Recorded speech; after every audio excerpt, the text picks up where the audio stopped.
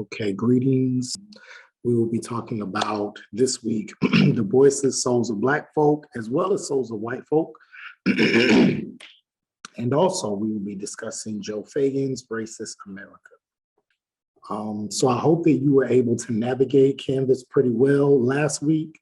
I hope that you were able to find the different areas where you will find most of your information. So that is good. All right, so with that being said, we will first start with W.E.B. Du Bois's Souls of Black Folk. Du Bois, by all accounts, is the father of sociology. He is the first to study race from a sociological perspective. He is the first, not necessarily to study it looking at history, which was actually what he got his Ph.D. in from Harvard, but he was the first to scientifically apply the scientific method to the study of race, particularly within an American context. He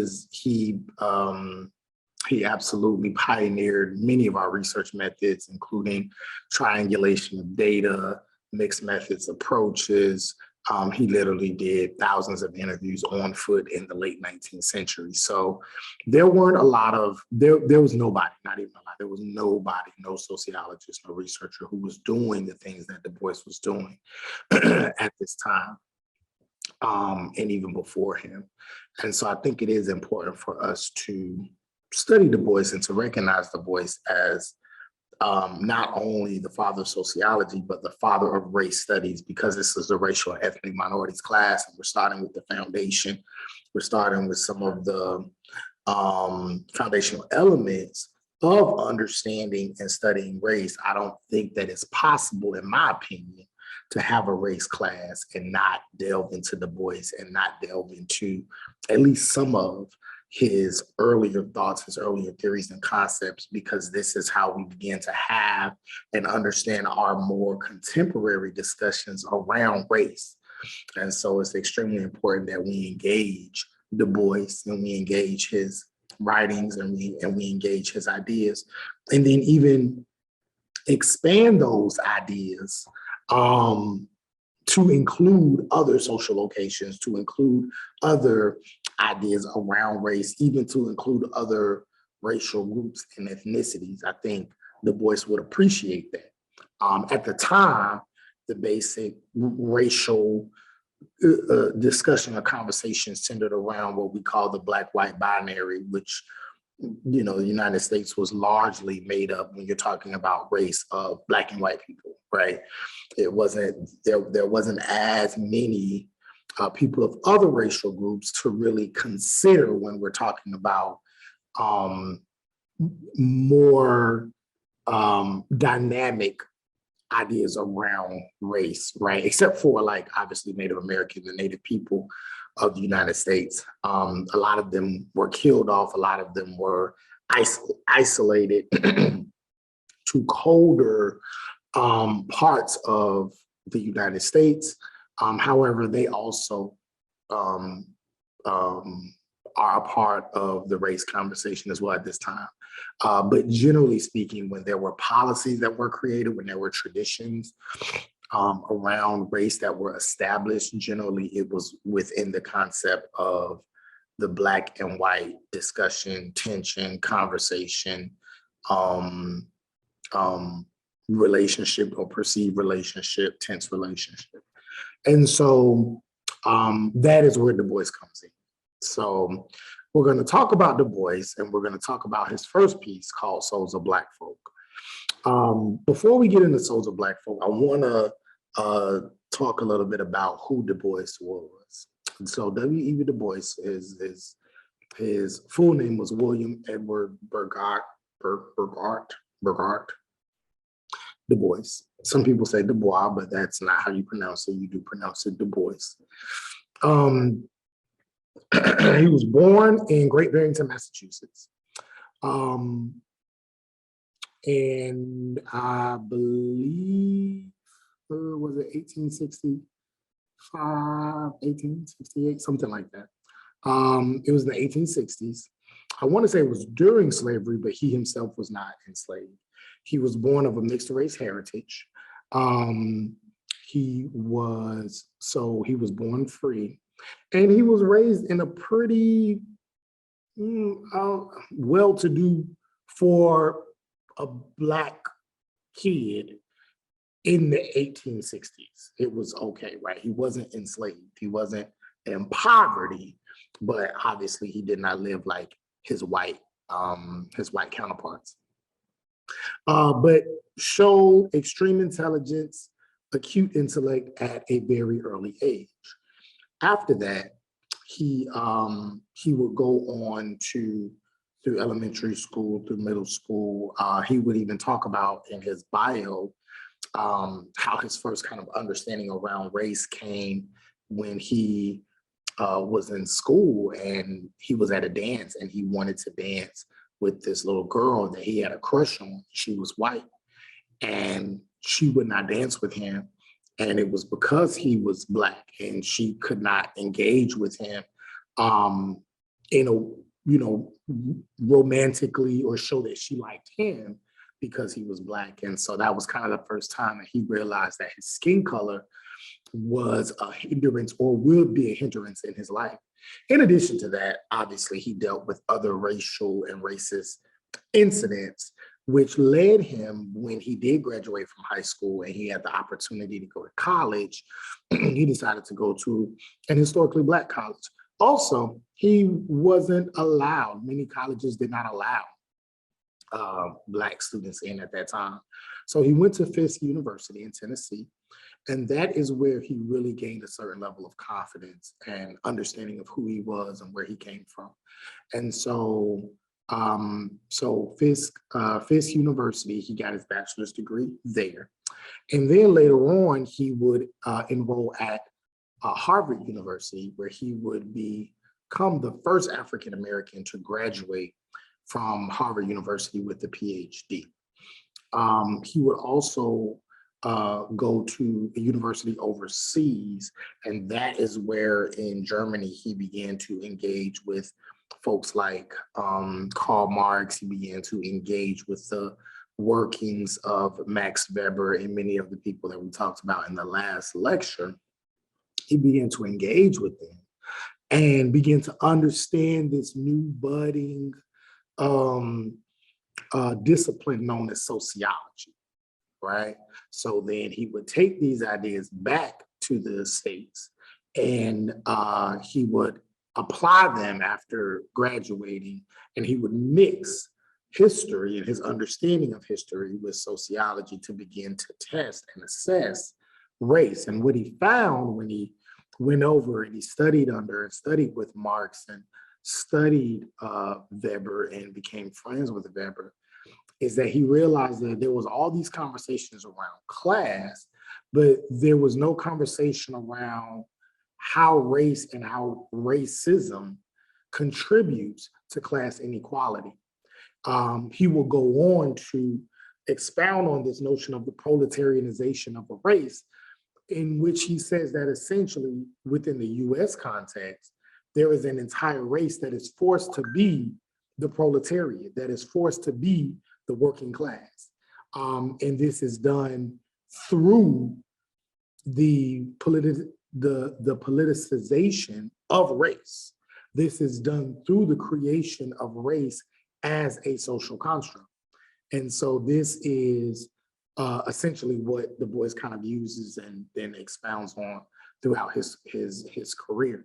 So it's argued that he was the first person to really take the notion of race and bring it into the academic conversation in a way that was so blatant, forcing folks like Max Weber and others to consider race when they are coming up with their solutions to the larger social problems and the issues around the human condition. When Du Bois comes back, he does his dissertation on Black folks in Farmville, Virginia. Then he takes what he learns from that study, and then he goes on to complete a study called the Philadelphia Negro. He does this study through, I believe it was the University of Pennsylvania. And this was after he could not get a job anywhere. After he graduated from Harvard, no white institutions would hire him. So he started working at a Black institution in Ohio. He would later on get funding to do this piece studying race and class in Philadelphia. And the reason why was because at that time, Philadelphia had one of, if not the largest group and most dynamic group of Black folks in the United States, right? And when I say dynamic, it's just, there's a variety of Black folks. So you have poor urban Black folks, you have working class Black folks, middle class Black folks, then you got a few Black people that got some money, right? So he was able to explore and understand the even larger complexities around race, urban life, racism, all of these different concepts, class, social class, mobility, gender.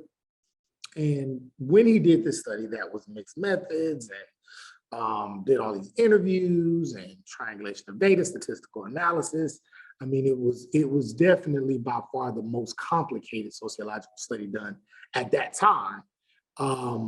He then used that and came up with these ideas, right, and these concepts around race and what it was that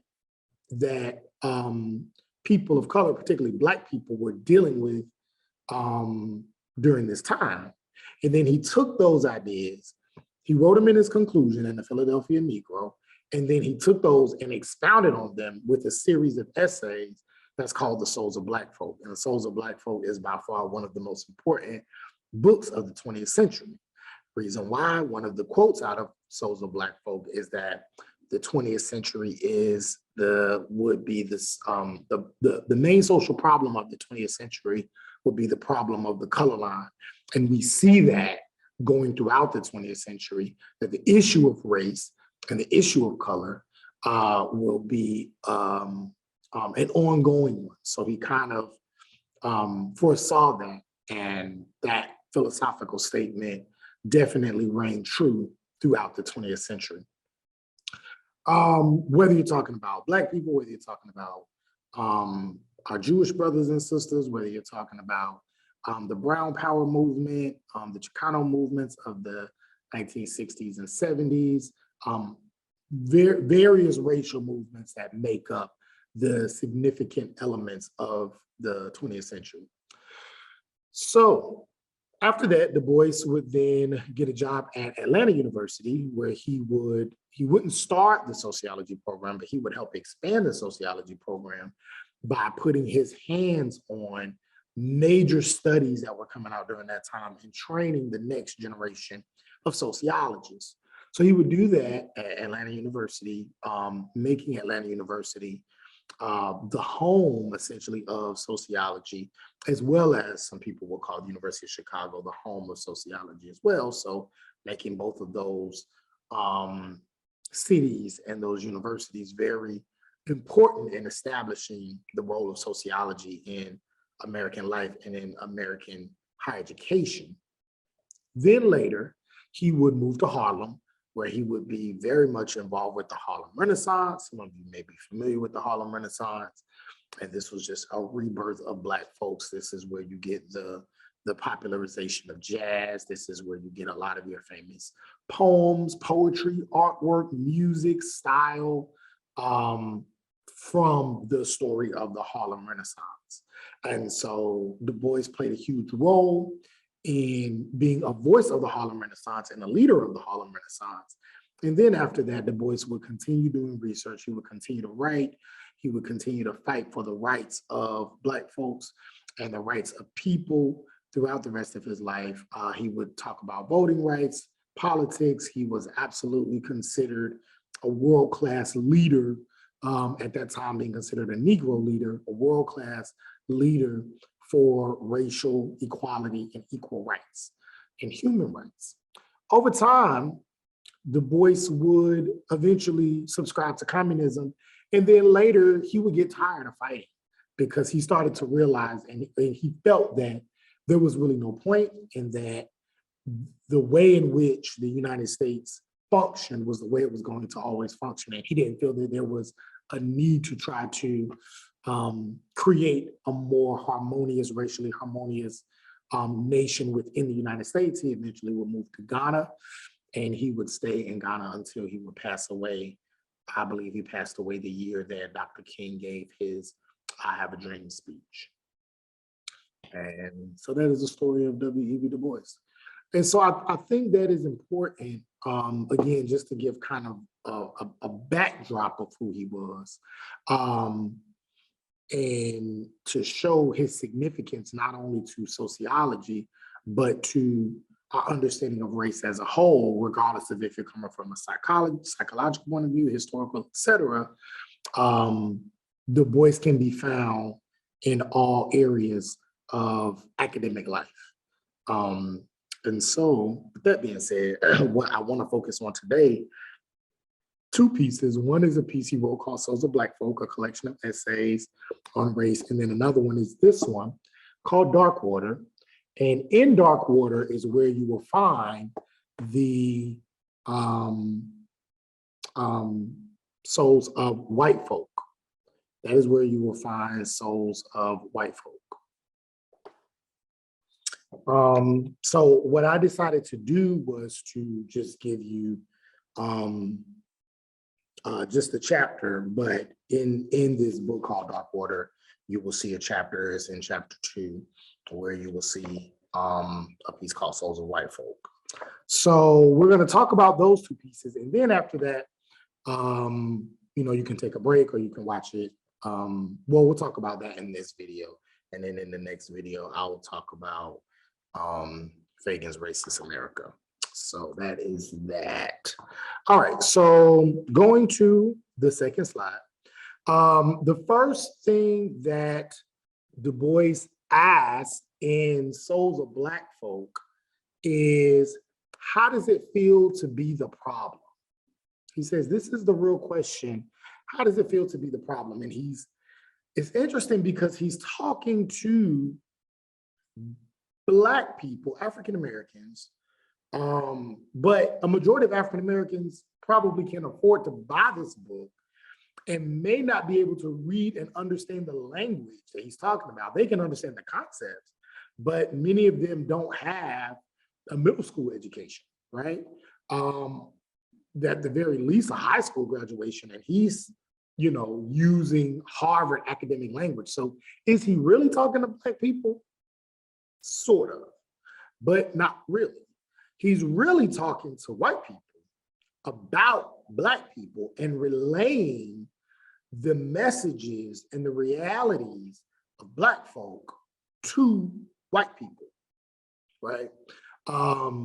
Because essentially the argument during this time that white people are making, and we're going to talk about this a little bit later, is why is it that Black people have not caught up in terms of competition in education, in employment, in wealth building?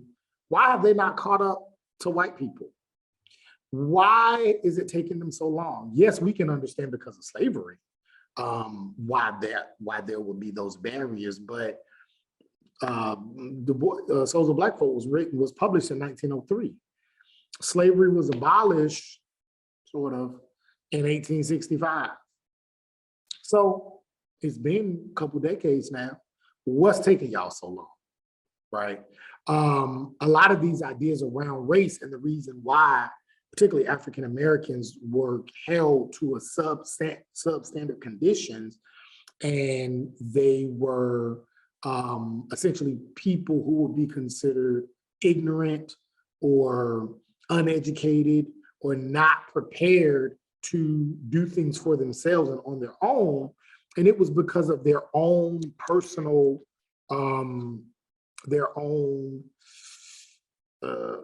personal setbacks, their own individual, their individual ignorance, their individual laziness. They considered the issue of race a trouble, not an issue. And we talked about that last in one of the previous videos. And so it was Du Bois who's now questioning this. Okay, well, let's ask them, how does it feel to be a problem? If they are the ones that are considered to be problems in our society, let's see where the problem really lies. So he asked them, how does it feel to be the problem? And then he says, and the question that they're asking themselves, and they're asking God, why did God make me an outcast? Why am I a stranger in my own house? What do you think that question means coming from African Americans, coming from Black people in the early 20th century? Why did God make me an outcast, a stranger in my own house? I want you to take some time and think about that. You can pause the video here. And then coming back, one can say that maybe African Americans, Black people are feeling like, many of us have been here since the creation of this country. Many of our grandfathers and grandmothers contributed to, or maybe even fought or participated in some way in the Revolutionary War since the birth of this country, and absolutely the Civil War. So we've been here. In fact, this country was built on our backs. The White House, we built. These big universities in the South, we built. These highways were built and are still being built by us, by people that look like us. If you look at the chain gangs, if you look at the history, there's a Slavery by Another Name, the documentary. Later on, we're going to read The New Jim Crow. Slave labor, prison labor, which is very much racialized, is used to build the highways, to build prisons, to build roads, to create and maintain the infrastructure of the United States. So Black folks at this time are saying, but we don't even feel like we belong. When we see the flag doesn't feel like us. I know it's supposed to, but it doesn't mean the same thing to us that it does to you. We feel like strangers in a house that we build. God, why am I an outcast? Why am I the one that's cast away? Why am I the one who the laws don't apply to? And so these are the questions that Du Bois is saying Black folks are asking themselves and are asking God after he's done this very extensive study. I think it was like a 2-year study in Philadelphia. And one of the things he finds is this notion that Black folks have what is called a veil. And he talks about it on page 38, a veil, which he says they have this perspective that the world yields him no true self-consciousness, but only lets him see himself through the revelation of the other world. What does that mean to you? And when we look at it, we see that this notion of a veil means that, according to Du Bois in his studies, Black people at that time, he's feeling like don't really have an understanding of who they are, because the way in which they interact with white folks, the way in which they interact with each other, is always based on the way that white folks see them. They have not had time to develop a true self-consciousness because they're coming out of slavery where they were property or they were treated like property, and they have yet to shed their ideas, their minds, their identity from that. They're working on that. But it's difficult to do when they are in chains. And then it's difficult to do when the physical chains are off, but the socio-political chains are still on. They still can't go to the same schools. They still can't vote. They still can't marry whoever they would like to marry. They still can't build wealth. They still don't have the same access to jobs. They still don't get paid the same. So many barriers that are keeping them in chains. So because of that, they cannot necessarily see themselves in a way that works for them. They cannot build up their own true identity because they always have to think about what does white America, what do white folks see when they see me, and how do I navigate that? Because that I have to do out of survival. To create my own identity is a privilege. The fact that white people in the United States and US citizens have been able to take certain ideas, culture, music, language, self, and create a self, an American identity is a privilege. But if you are always in survival mode, you don't always have that privilege of creating your own identity. So this is what Du Bois argues, right? And to bring it closer to home, one way to think about it is using this scenario. If it's raining outside, and you have to walk somewhere. So you decide that you want to get something to cover your head. Some people, if you don't have an umbrella, you may go in your closet and you may find a hoodie. You may take that hoodie and you'll put the hoodie on, and then you'll go outside and you'll walk. If you're a white person, you might do that. If you're a woman, you might do that. And probably won't give it a second thought because the only thing you're thinking about is I need to cover my head so that I don't get wet. But if you're a Black male, you may go and get that hoodie, and then the first thing you think about is, wait a minute, where do I have to go? Am I going somewhere where I'm going to see people that don't look like me?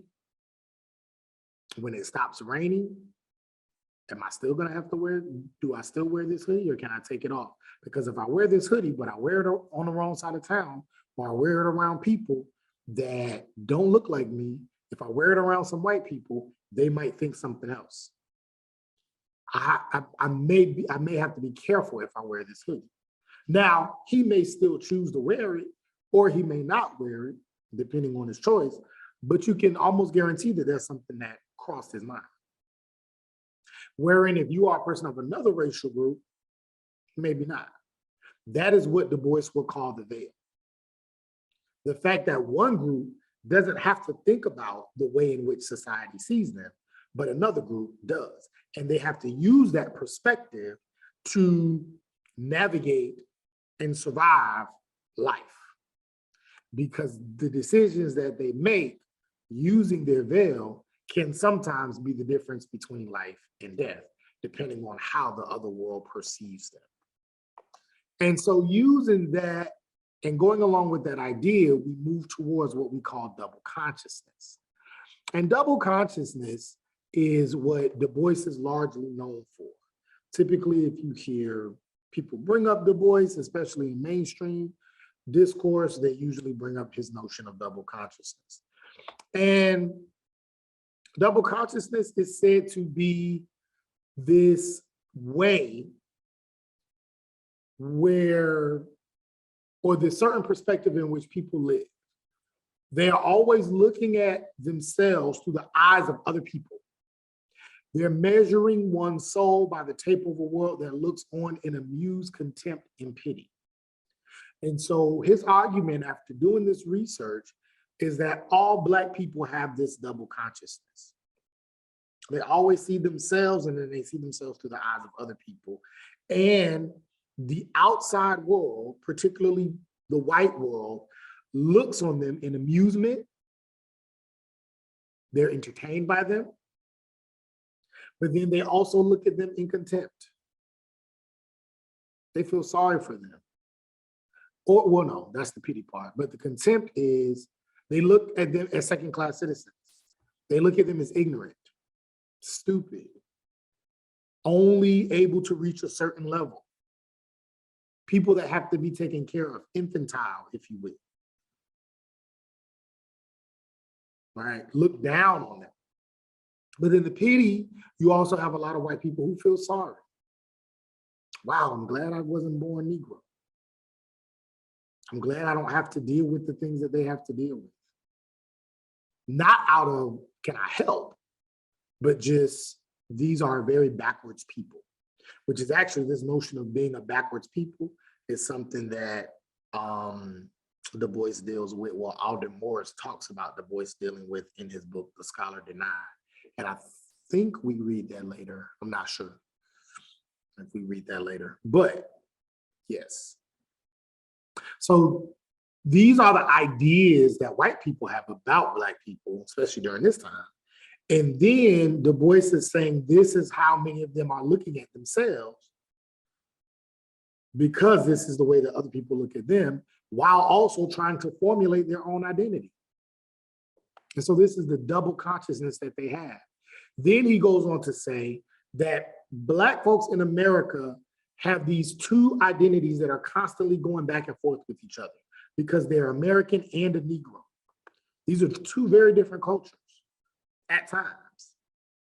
Because to be American is to be proud of the country, is to be proud of the flag, is to be proud of the anthem, is to be proud of the heritage and democracy and freedom and justice.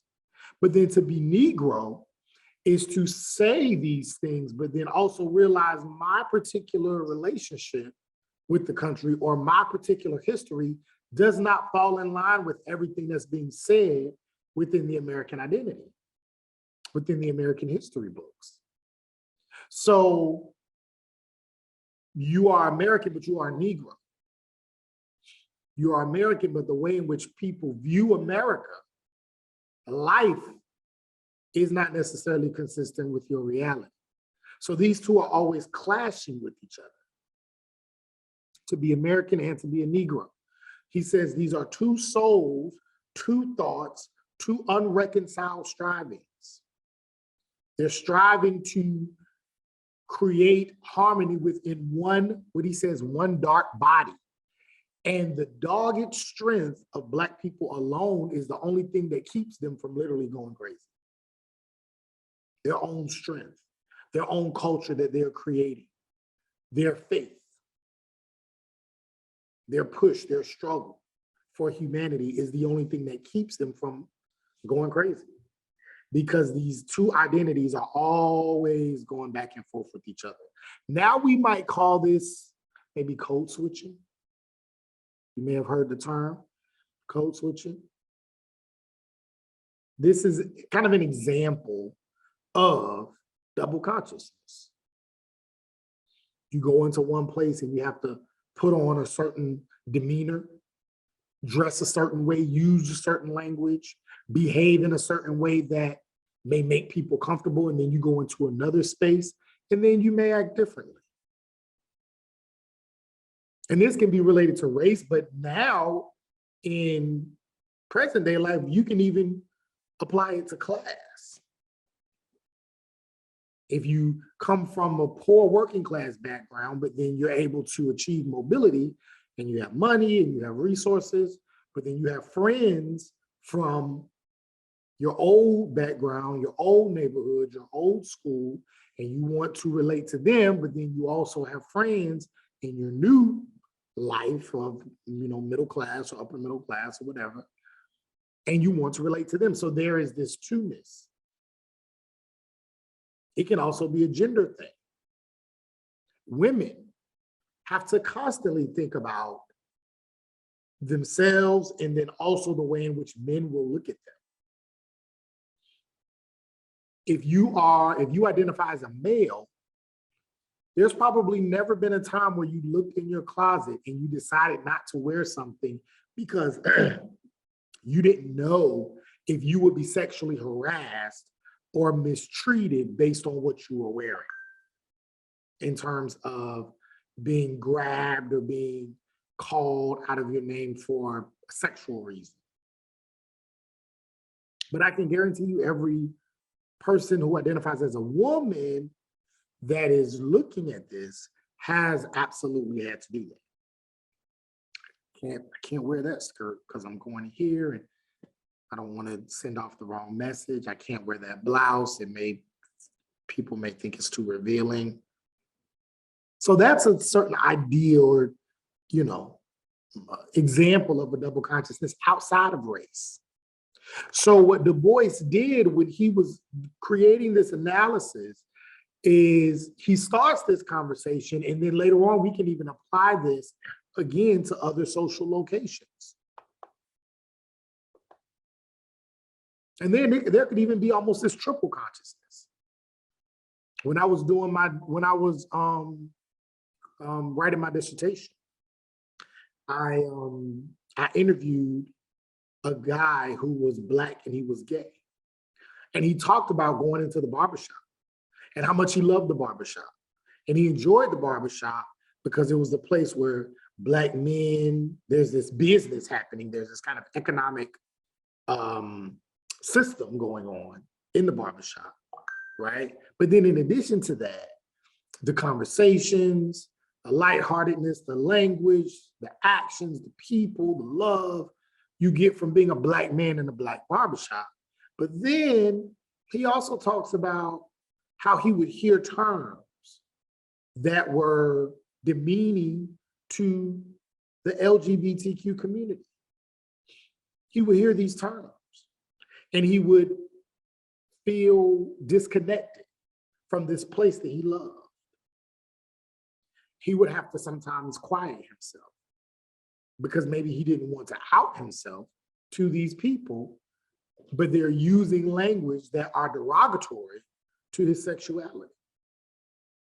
And so these are the things, there's almost this triple consciousness. There's race here, there's gender here, and there's sexuality here. So as we begin to develop and grow and our identities become more dynamic, we start to expand what Du Bois started in terms of this discussion around double consciousness. Now,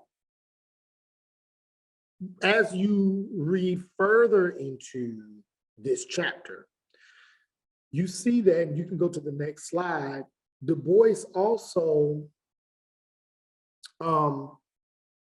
talks about the search for freedom. Search for freedom on pages 40 and 41.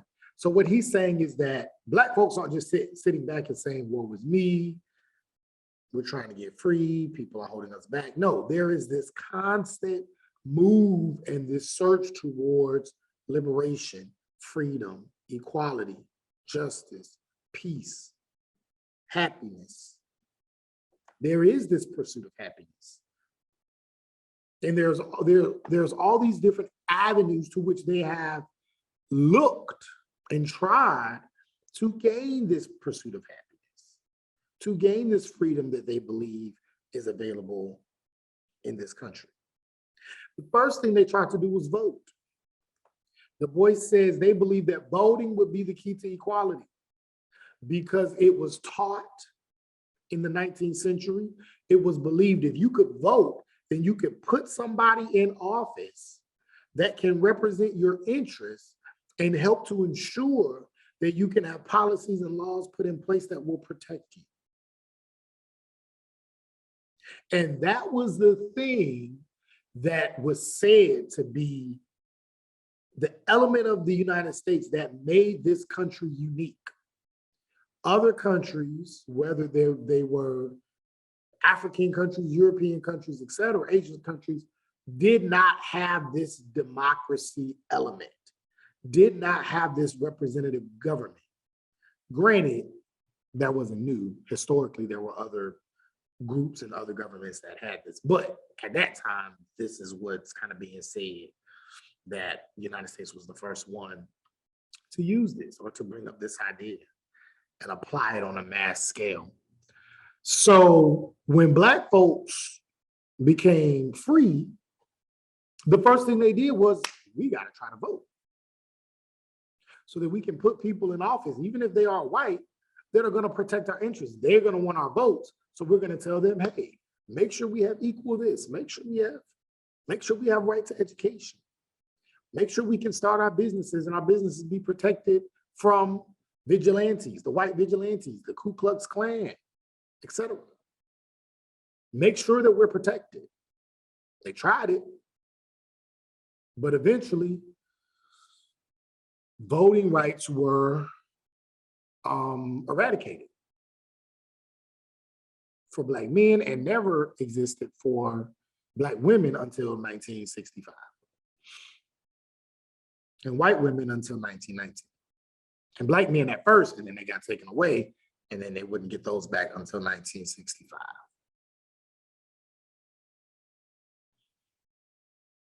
So after that, Black folks said, okay, well, we can't vote, but education. If we can get smart, if we can go to their schools, and you know what? We don't even have to go to their schools. We'll build our own schools. And then show them that we know how to contribute to the society. We know how to be innovative. We can invent. We can think. We can create. We can contribute to politics. We can contribute to the economic growth of this country. We can be a part. We're smart enough to do this if given a chance. And we won't even ask to go to your schools. We just want the same education and we can do this. And they tried that. And there were a lot of educated people. Du Bois, Booker T. I mean, we can go down the line, Carter G. Woodson, plenty. But still, freedom was not found for a majority or all of Black people. And so Du Bois goes on to say towards the end, to be a poor man is hard, but to be a poor race in a land of dollars is the bottom of hardships. What do you think he meant by that? To be a poor man is hard, but to be a poor race in a land of dollars is the bottom of hardships. Think about that.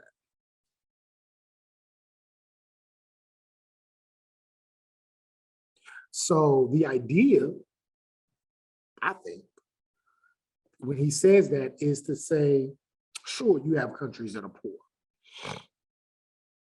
You can be an individual in a poor country and you're poor, and that's understandable. But if you're poor in a place where everybody is rich, something's wrong with that. See, here Du Bois, decades before C. Wright Mills did, is already talking about troubles and issues. If I'm poor in a poor country, that is a well, I guess that's a larger issue, but that's an issue that one can understand because everybody's struggling. But if you're poor, but all these other people are rich, or at the very least living way better than you are individually, that's a problem. Especially if you're a poor race. Notice he says to be a poor man is hard, but if your entire race is poor, but the country in which they live in has money galore, riches galore, resources galore, that's an issue. A poor man, trouble. A poor race, issue. And so what he says to his colleagues who are blaming Black folks for their second-class citizenship, he's saying, you have asked these people who have been handicapped to race with the world. But you have not given them the time and the thought to be able to deal with their own social problems. These are the problems that you created for them. So you created these problems, you gave it to them, and then you're saying, now catch up to white people. What's taking you so long? When you have not completely freed them from these chains to begin with. Yes, physically, but not culturally, not socially, not politically, not educationally, not financially, not religiously.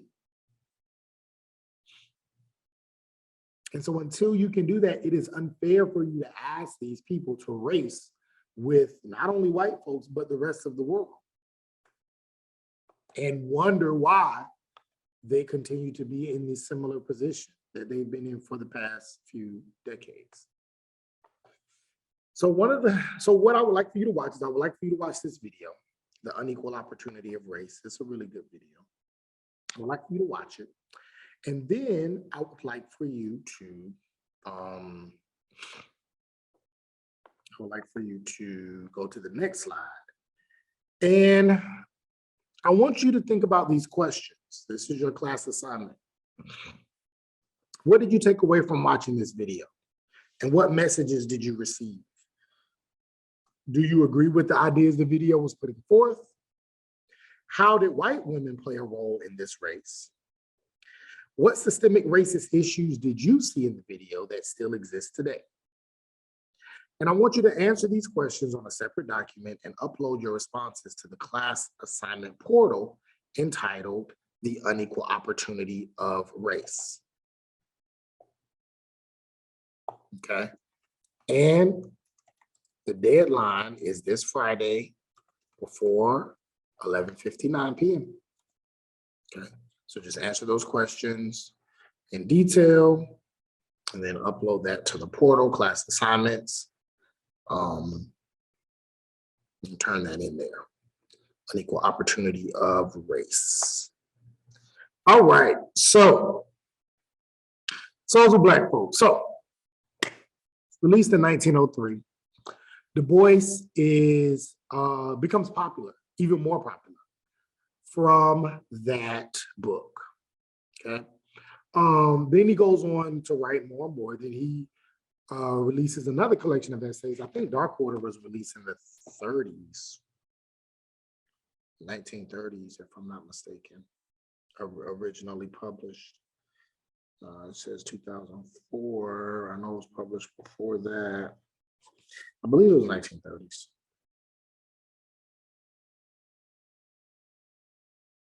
Yeah, it doesn't say when it was originally published. But what we see on the next slide, we see that Souls of White Folks uncovers whiteness, which is a part of the larger racial discourse that some people would find themselves wanting to study more. So if you decide that you want to study race, like let's say you decide you want to go into sociology and you want to specifically study race, there's so many different aspects to race. I personally look at race in class. I look at the Black middle class. And, so that's one of the things I look at. You can also look at critical race theory. You can be a critical race theorist. You can look at Black feminism. You can look at race in education, race in the environment, urban studies. I mean, religion, like there's so many different aspects of race that you can look at. One aspect of race is whiteness, but nobody was really studying whiteness or white people before Du Bois. So Du Bois studied Black folks and Souls of Black folk. And then when he got to Darkwater, now he's looking at white people. He's actually the first person to study whiteness, the first scholar of whiteness in whiteness studies. There's another book that we're going to read called White Fragility. That's another book that looks at whiteness. Judy Katz, she's a psychologist, but she studied whiteness as well, and racism as a mental health issue. So many others. Robin DiAngelo was the one who wrote White Fragility. So many others, right, who study whiteness. So Du Bois is actually the first person to do this stuff, okay? And so what we see with, again, with Souls of Black Folks is that Du Bois analyzes race and places African Americans under this microscope of social science. Does something similar with whiteness and white people as a social group. And if you notice his ideas in Darkwater, but specifically in Souls of White Folk, these are ideas that are in response to World War I. And many of you all have taken a history class in high school or in college, and so you may be familiar with World War I, right? And World War I is, you know, the sinking of the Lusitania and the Allies and Axis powers, blah, blah, blah. But One of the things about World War I that's very interesting is how much it was linked to capitalism, the expansion of capitalism, and the securing of colonial powers over third world nations. This was a very key part of World War I, right? And so what Du Bois does is he's looking at World War I, what is happening, and where does race and where does economics, how do these things overlap and intersect to give this global event a much larger meaning? Essentially, what does globalization and capitalism mean for white folks and white people? Not only just in the United States, but now he's talking more broadly. Now he's studying the world. So as a Black folk, he's just looking at Black folks in America. Now he's talking about what does whiteness mean, not only in America, what does this idea of whiteness mean worldwide? And so if you go to the bottom of page 923, in my book, it's another page, but you go to the bottom of page 923, you see it says,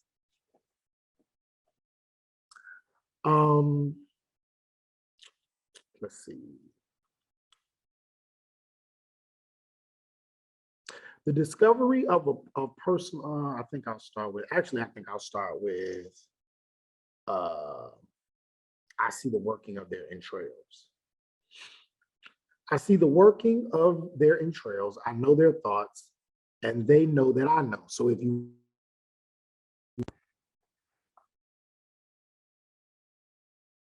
let's see, something happened to my, there we go. Okay. Okay, microphone on. Okay, everything's still good. All right, so go ahead and pull this up from your readings. I know their thoughts and they know that I know. This knowledge makes them now embarrassed, now furious. They deny my right to live and be and call me Miss Birth, right? So we talked about that in Souls of Black Folk. My word is to them mere bitterness and my soul pessimism.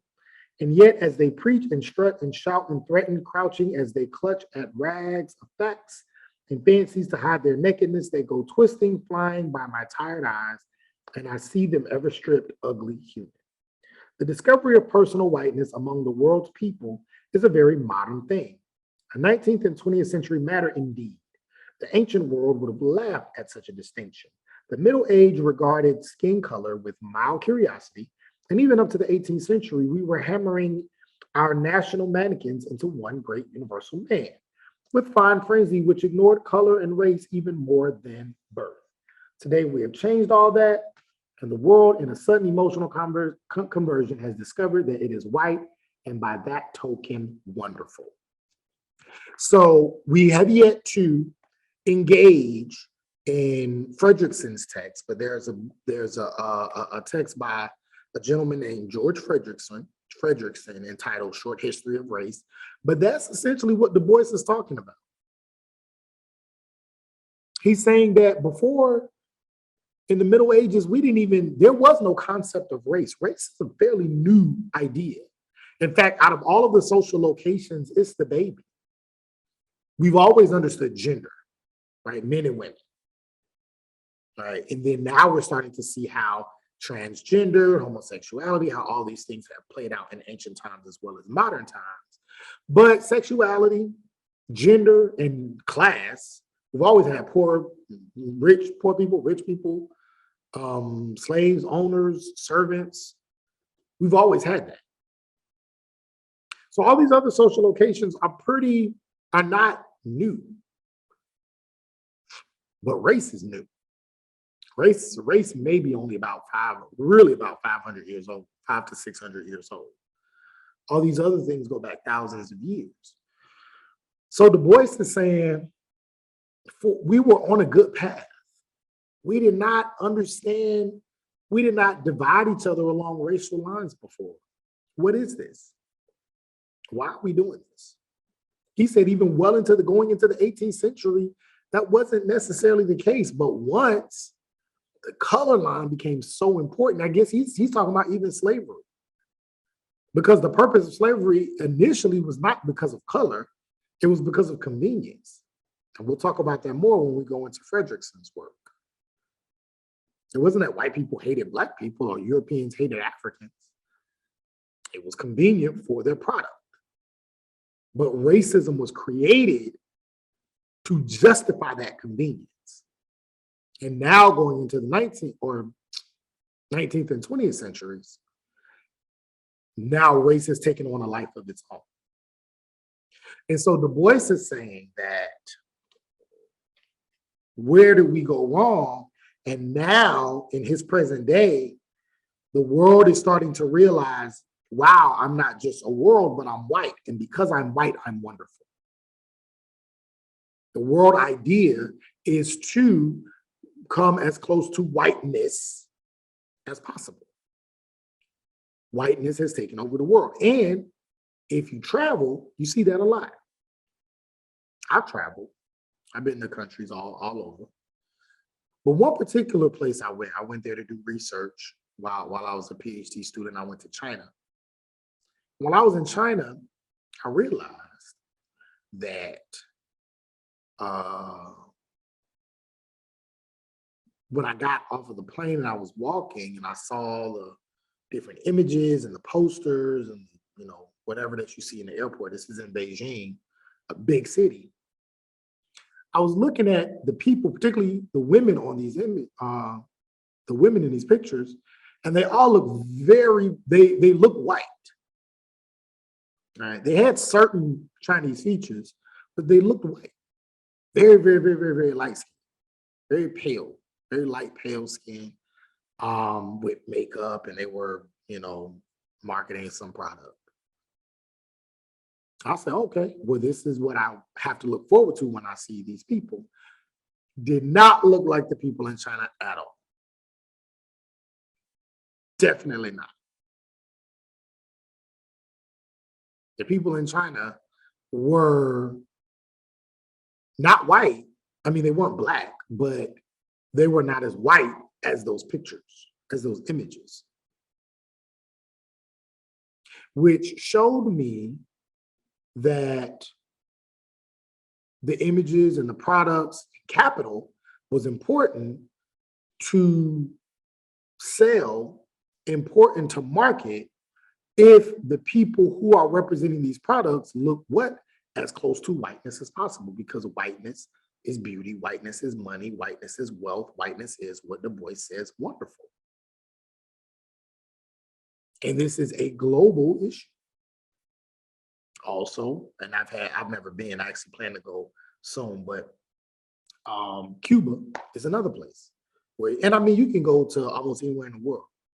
You can even go to countries where a majority of the people are darker skinned and you will see lighter skinned people either at the top or lighter skinned people marketing products used to make white folks feel safe or to represent whiteness as beautiful, as wonderful, as better, as superior, right?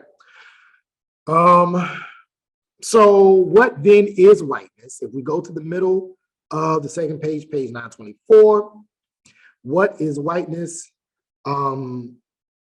He goes on to say, my poor unwhite thing, weep not nor rage. I know too well that the curse of God lies heavy on you. So he's talking about non-white people. Why? That is not for me to say, but be brave.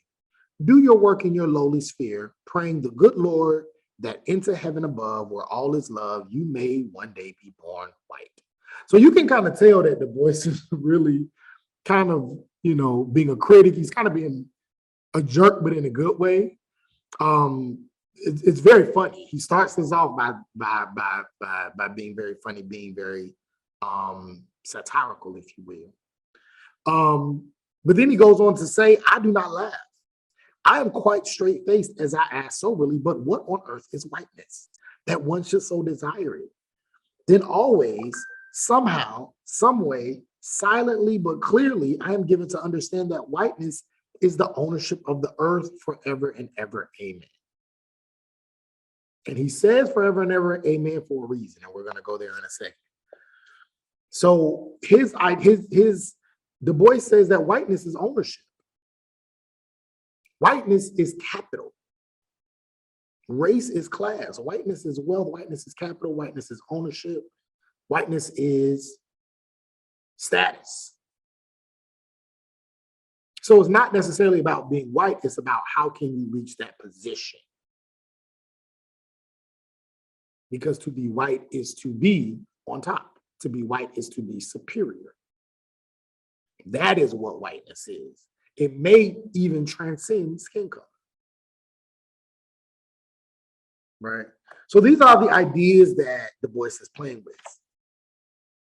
Being more practical, though, yes, at this time, and many people would even say now, whiteness or white people or white ideas are still very much superior, regardless of your skin color. There is a certain level of integration into whiteness.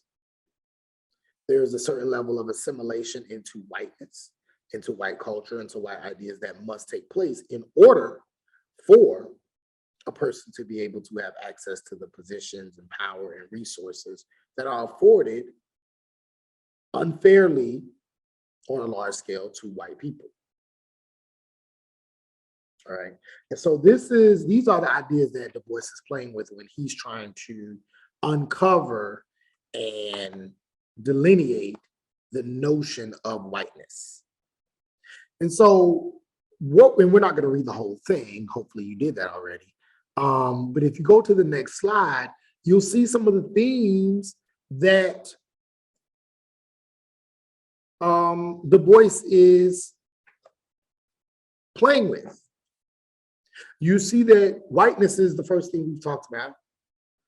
He's assessing, he's analyzing this. He's also dealing with this notion of perceived superiority of whiteness in white society. Because he then asked the question, why do I want to be white? Because whiteness, again, in and of itself, may not necessarily mean race, but it may more so mean ownership. I just want to be able to have ownership. And so there is this idea that if I am white, then I am of this perceived superiority, which again goes back to this idea of double consciousness, because that is how Black folks in America feel. The closer I get to these people, the more superior I then can become. But Du Bois is saying all of this is perception, because it doesn't necessarily have to be that way. And white people are not superior to any other racial group. And no other racial group is superior to white people. There is no superiority. There's a perceived superiority based on ownership and based on capital gain. But in reality, that does not exist. And so he's talking about this idea of what seems to be better or worse, whether your person is white or whether a person is non-white. Then he goes on to say, white folks welcoming of Black humility. He goes on to deal with this. For you, it's on pages 924 to 25. For me, let's see. Where is it for me?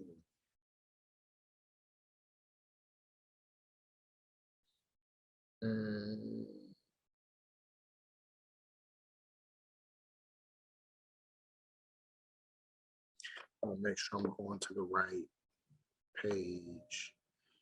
924 and 25. Because for me, it's a different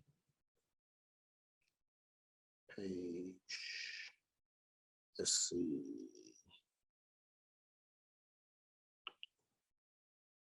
Here it is. The comedy versus to tragedy. I believe that's it. Okay, yeah, here it is. The comedy here it is at the comedy versus tragedy. And then later on, he goes into, let's see.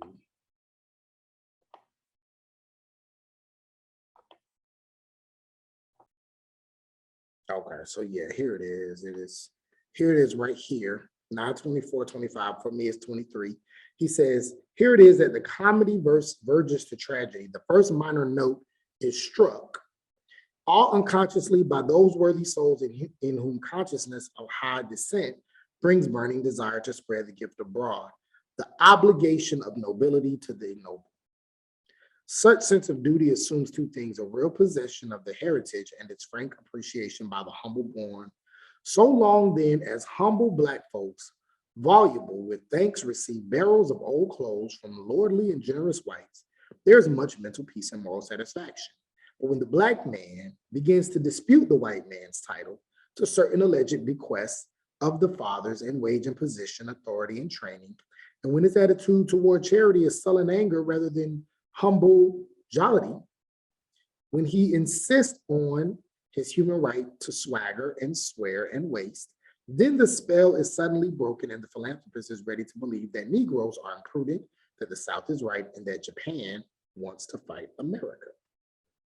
So essentially what he's saying is that as long as Black people are humble and appreciative of the few little rights that they may receive, the few scraps that they may be given,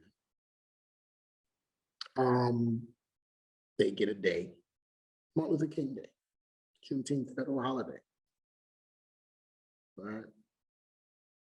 They get this person or that person, or one person reaches a level of success, then they should be okay. Or there's justice once, right? If we look at the Ahmaud Arbery case, right? Then they should be happy. But Du Bois says, but when Black people are no longer okay with just saying no, it shouldn't be one time. There shouldn't just be one person. We shouldn't be okay with just one day or one holiday. We're not talking about that. We're talking about complete equality across the board, just being treated the same, being treated fairly. And it is our human right.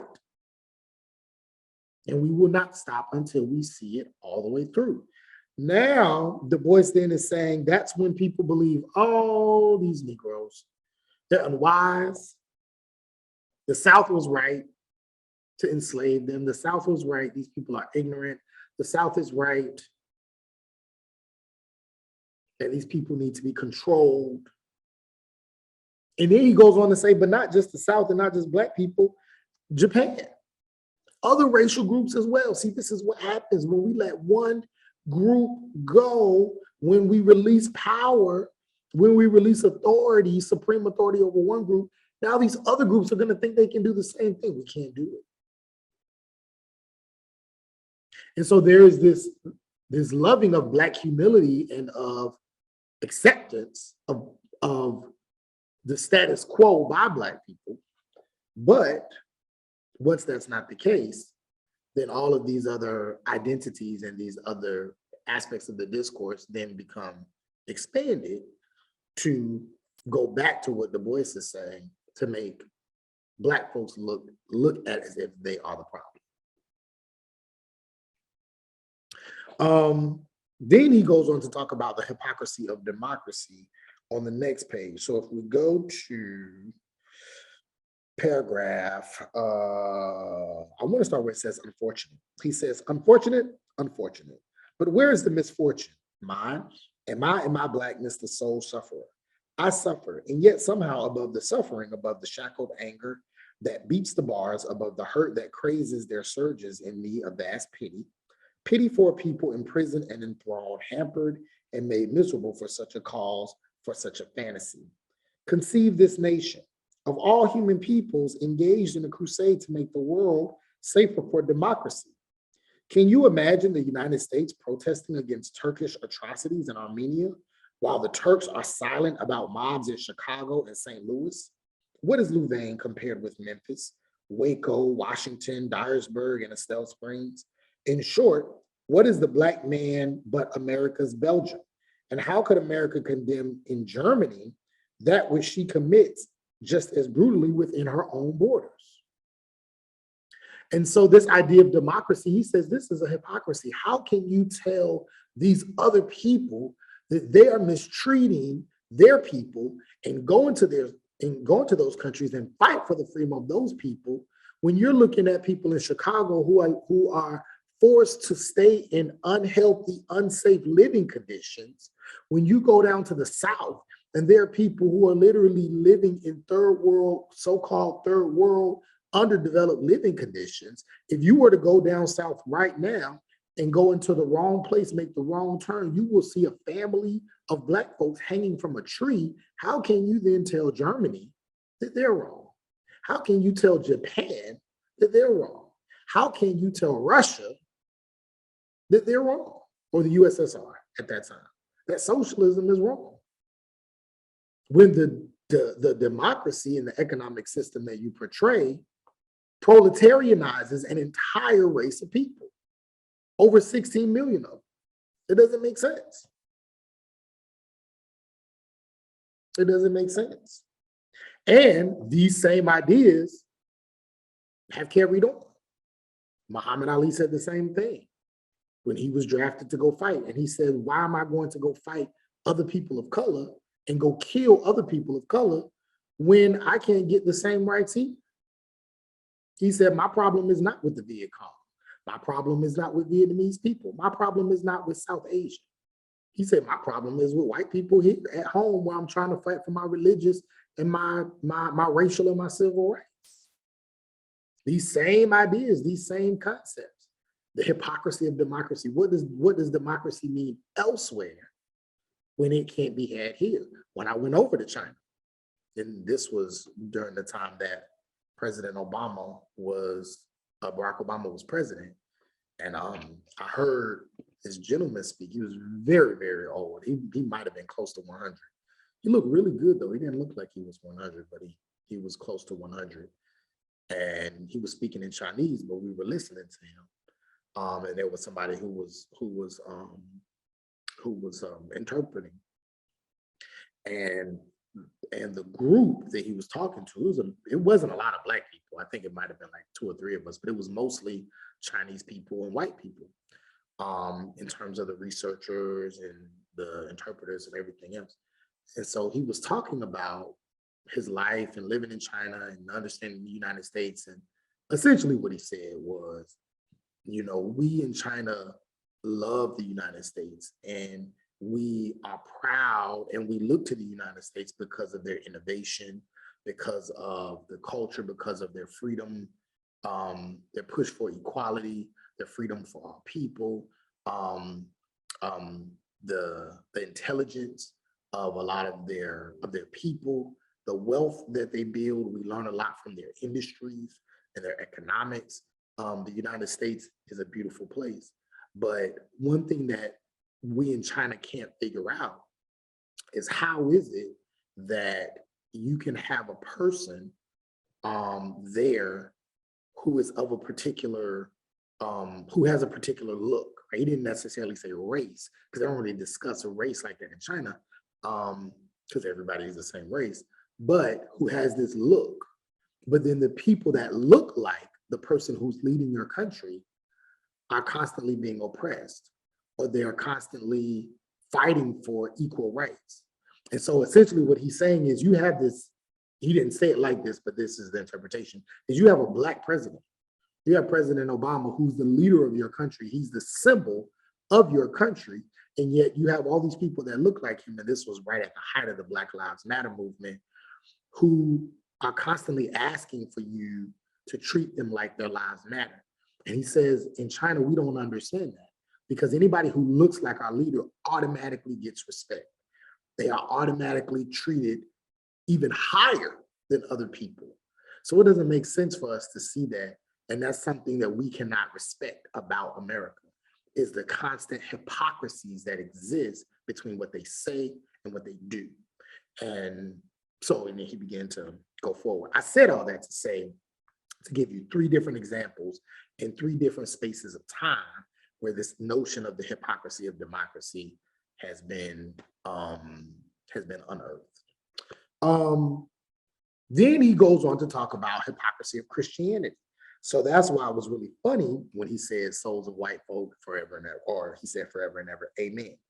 Because here he is discussing how Christianity is, and we'll go right here to the top of, sorry, for you it's the bottom of page 927, for me it's the top of page 26. He says, a nation's religion is its life, and as such, white Christianity is a miserable failure. Nor would we be unfair in this criticism.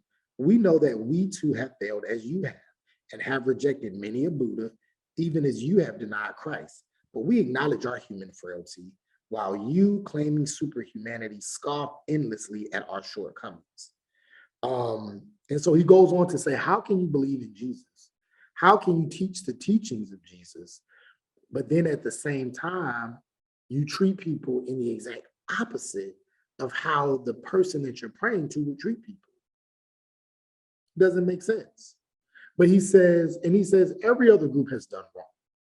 Muslims have done wrong, Buddhists have done wrong, Confucians have done wrong, but they acknowledge it, they say this was wrong, and then they do better. But he says, but you all still have not acknowledged that, and then you claim superhumanity and then scoff at other people's shortcomings. Doesn't make sense. Then he goes on a couple pages later from 933 to 936, and he talks about colonization and capitalism. And you can kind of read that for yourself, because he goes very deep into now this notion of racial oppression is not just a US thing, but now we've globalized it, and then we've capitalized it by making certain countries and allowing them to have complete access over the resources, the people, the education, the religion of other countries. So if you've ever heard of the Scramble for Africa, if you ever heard of the Berlin Conference, this is the conference where literally the major European powers in the latter part of the 19th century came together, looked at Africa, and said, you take this country, you take that country, you take this country, you take that country, and broke up Africa into all these separate countries and said, we are going to now own these people and own this land. And they owned it for the next maybe 70, almost 100 years before the independence movement of the 1950s and 60s. And so essentially, and this was the spread of capitalism. This created the wealth that these European countries have today. That is why France is so wealthy. That is why Germany is so wealthy. That is why the United States is so wealthy. That's why Great Britain is so wealthy. It is because of colonization, and it is because of the misuse. Some people say capitalism, but some people, others who are pro-capitalist, would say the misuse of capitalism. And this is what Du Bois speaks to. And mixing Marx's works with his works and showing that, again, it's not just about capital, but it's also the racialization of capital and how you have now created an entire poor race of people because of the exorbitant amount of greed among another race of people. And so he ends this, going to the last page, by basically saying that the world is big enough and rich enough for more than one empowered group. All right. He goes in the last section, he says, back beyond the world and swept by these wild white faces of the awful dead, why will this soul of white folk, this modern Prometheus, hang bound by his own binding, tethered by a fable of the past? I hear his mighty cry reverberating through the world, I am white. Well and good, O Prometheus, divine thief. Is not the world wide enough for two colors? For many little shinings of the sun? Why then devour your own vitals if I answer even as proudly, I am black? So he's saying you don't have to, a person doesn't have to be white or black to have access to what the world has to offer. There's enough. There's enough resources. There's enough land. There's enough freedom for everybody to live, and your whiteness does not rise or fall by my blackness, and vice versa. But we can all have what we need on this earth, and one person does not have to be superior over another. And so, these are essentially the themes of Souls of White Folk. I hope you enjoyed that. I hope you understood that both the Souls of Black Folk and White Folk. And so your next assignment is to engage in this discussion board. And so how I want you to engage in the discussion board is laid out in your syllabus. So you go there. And if you go to that slide, it says, I want you to visit the discussion board on Canvas and create a post answering the questions below. You're gonna create your own post, and you're gonna respond to another student's post. Be sure to read the syllabus to see the instructions. And you'll be graded on if you answer the questions and how well you answer the questions.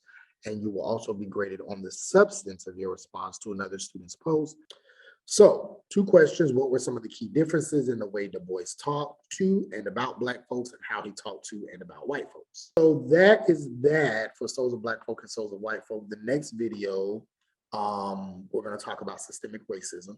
So, and Racist America by Joe Fagan. So that will be on the next video. I hope you've enjoyed this lecture. If you have any questions, email me, come into my office hours, inbox me. I'll do my best to answer them.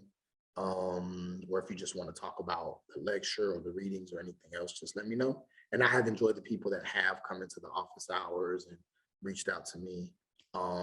Yeah, let me know what you think. All right, I will talk with you later. Have a great week, great weekend, and see you soon.